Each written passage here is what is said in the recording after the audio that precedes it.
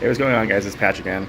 So sorry for the background noise, and this is gonna be a real quick video because I'm just at work, about to clock on a little bit, so I decided I'd get this out of the way now.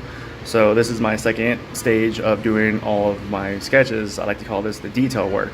So as you can tell, I still have a little bit around the original outlines, kind of like right here where the forearm's at, and around the shoulder, and as you can tell, I still have a little bit of line marks on the face.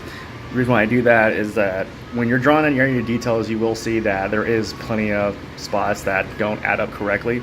And so what I like to do is just keep those there so I can be drawing on the fly and add, bring the lines in, bring the lines out, depending on, make sure I keep that symmetry going on with the character that I'm drawing.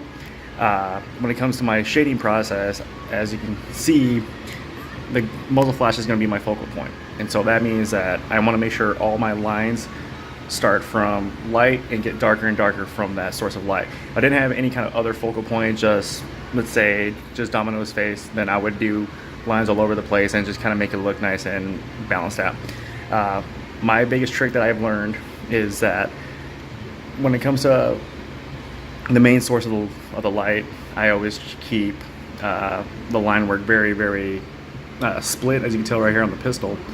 And then I do all my cross hatching sparingly. So as you can tell right here on the knuckles and then behind the hand and the palm, that I keep everything pretty loose, pretty light, so that way it gives more of that depth to it, but I don't add too many cross hatches to it, because otherwise it gets really dark and it gets really kind of black looking.